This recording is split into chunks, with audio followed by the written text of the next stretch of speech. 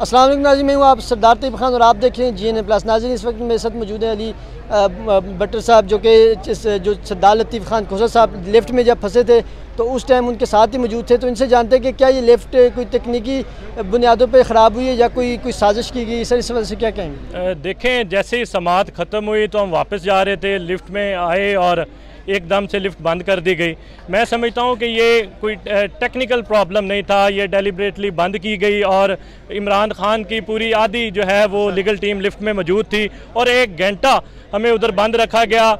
इनके पास इतनी बड़ी बिल्डिंग बना दी गई, जिस तरह सरकारी ठेकों से ये लिफ्टें लगाई गई और इनके पास एक ऑपरेटर, एक टेक्नीशियन मौजूद नहीं था कि हमें जो है वो बाहर निकाला जा सके। 1 घंटा गुजर जाने के बावजूद हमने रेस्क्यू 1122 को कॉलें की, हमने हाई कोर्ट के अमले को कॉलें की, हमने वकला को कॉलें की, हमने आपके सहाफ़ी भाइयों से कॉलें की कि हमें किसी सूरत निकाला जाए। हम तो नौजवान थे, सर्वाइव कर सकते थे, लेकिन हमारे साथ एक बुज़ुर्ग सरदार लतीफ़ खोसा साहब मौजूद थे जो हार्ट पेशेंट हैं, तो उनका सर्वाइवल बहुत मुश्किल था। तो क्या समझते हैं इंतजामी की जानिब से बर वक्त कार्रवाई जो नहीं की गई, इस वजह से क्या कहेंगे? जी नहीं, ये तो इनकी मैं गफलत नहीं समझता, ये जानबूझ के ये सारा करवाया गया। मतलब कि ये प्रॉपर साजिश के तहत हुआ। बिल्कुल, इस पे इंक्वायरी होनी चाहिए और जो जिम्मेदारान है उनके खिलाफ जो है वो। जैसा ये फरमाएगी, ये किसने की होगी, ये जो कुछ भी इस पे इंक्वायरी जब होगी पता चलेगा कि कौन इसके जिम्मेदारान है। सर, इसके अलावा ये बताइए कि आज जो है वो खान साहब का केस था, फैसला आने के इम्कान थे? देखें, इंसाफ का हम तो पहले दिन से कह रहे हैं कि इमरान खान के साथ सारे केसेस में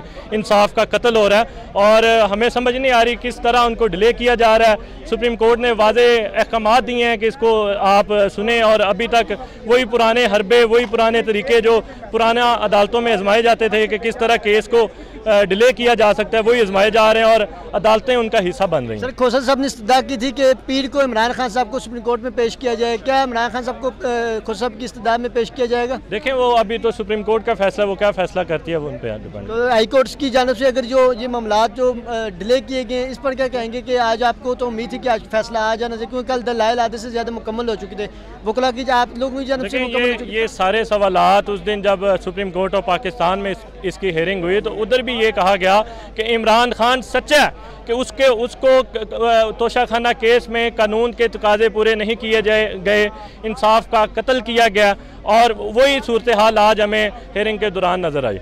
जी, बहुत शुक्रिया। जी नाज़रीन, ये थे इमरान खान साहब के वकील अली एजाज बट्टर साहब, जो कि फरमा रहे थे कि लिफ्ट में ख़ुद मौजूद थे सरदार लतीफ़ खान खोसा साहब के हमरा, और वहाँ जो है वो लिफ्ट में जो है वो जानबूझ कर जो है वो लिफ्ट में जो है वो इमरान खान के वकला टीम को जो है वो महसूस रखा और उन्होंने कहा कि हार्ट पेशेंट, दिल के मरीज़ हैं खोसा साहब, अगर उनकी जान को कुछ भी होता तो ये जो वक्त के जो हुक्मरान है वो इस चीज़ के जो है वो ज़िम्मेदार होते और उन पर ये सारी जिम्मेदारी आयद होती है। और उन्होंने कहा कि हमने रेस्क्यू 1122 को बर वक्त कॉल की और 1 घंटे के बाद जो है वो हमें जो है रेस्क्यू किया गया और 1 घंटे के बाद जो है वो हमें जो है वो लिफ्ट से जो है वो निकाला गया है। तो नाज़रीन, आपने GN प्लस के स्क्रीन में जो है वो फुटेज, वो सारे मनाज़र आपने देखे होंगे और आप देख रहे भी हैं कि किस तरीके से जो है वो वकला और सहाफ़ी भी इस लिफ्ट में मौजूद थे बड़ी तादाद में, जो कि सरदार लतीफ़ खान खोसा साहब के हमरा थे। और जब लतीफ़ खान खोसा साहब वापस आ रहे थे और जिस बड़ी तादाद में वकला ने नारे मारे और जिस बड़ी तादाद में वकला का और कारकुनान का जो उनके साथ साथी वकला बाहर मौजूद थे, काफ़ी परेशान हो गए थे। यहाँ से शुएब शाहीन साहब भी